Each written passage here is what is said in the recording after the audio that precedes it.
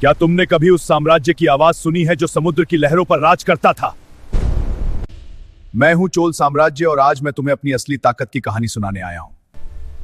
मैं कौन हूं? मैं हूं चोला एम्पायर, दक्षिण भारत की वह शक्ति जिसने समुद्रों पर भी शासन किया। जब दुनिया की कई शक्तियां सिर्फ थल युद्धों में उलझी थी, तब मैं हिंद महासागर की लहरों को अपना मार्ग बना चुका था। मेरा हृदय था तमिलनाडु की पवित्र धरती, मेरा स्वर्ण युग, राजराजा और राजेंद्र।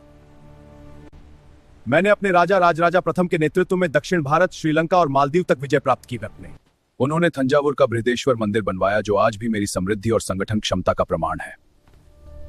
राजराजा ने सिर्फ भूमि नहीं जीती, उन्होंने एक संगठित नौसेना तैयार की जो उस समय भारत में अभूतपूर्व थी।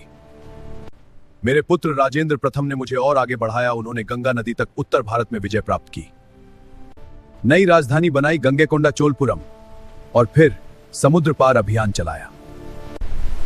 श्री विजय पर आक्रमण 1025 ईस्वी में मैंने अपनी नौसेना भेजी दक्षिण पूर्व एशिया की ओर। लक्ष्य था श्री विजय, आज का इंडोनेशिया मलेशिया क्षेत्र। यह केवल लूट या युद्ध नहीं था,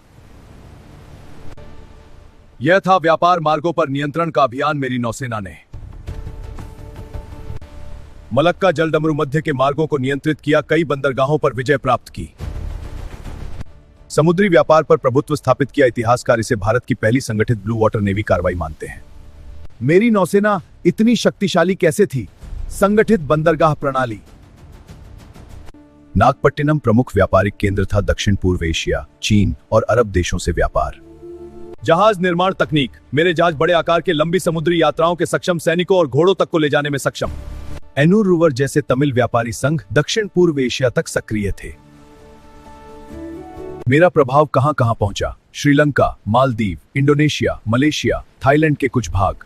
मेरे मंदिरों की स्थापत्य शैली, तमिल अभिलेख और सांस्कृतिक प्रभाव आज भी वहां देखे जा सकते हैं। मैं सिर्फ योद्धा नहीं था, मैंने भव्य मंदिर बनाए, प्रशासनिक व्यवस्था विकसित की, भूमि सर्वेक्षण प्रणाली अपनाई, गांव स्तर तक स्वशासन प्रणाली विकसित की। मेरे शिलालेख आज भी सैकड़ों की संख्या में मौजूद हैं, जो मेरी प्रशासनिक दक्षता का प्रमाण है। फिर भी मुझे अननोन नेवल पावर क्यों कहा जाता है? क्योंकि पश्चिमी इतिहास में यूरोपीय नौसेनाओं को अधिक महत्व मिला, भारतीय समुद्री शक्ति पर कम शोध हुआ। हमारी कहानी जमीन के साम्राज्यों के बीच दब गई। लेकिन सच्चाई यह है कि 11वीं सदी में हिंद महासागर का असली नियंत्रक मैं था। मेरा अंत 13वीं सदी के बाद मेरी शक्ति कमजोर हुई। पांड्य और अन्य शक्तियों का उदय हुआ, लेकिन मेरी समुद्री विरासत इतिहास में अमर हो गई। मेरी आखिरी बात, मैंने साबित किया कि भारत केवल भूमि का नहीं, समुद्र का भी स्वामी रहा है।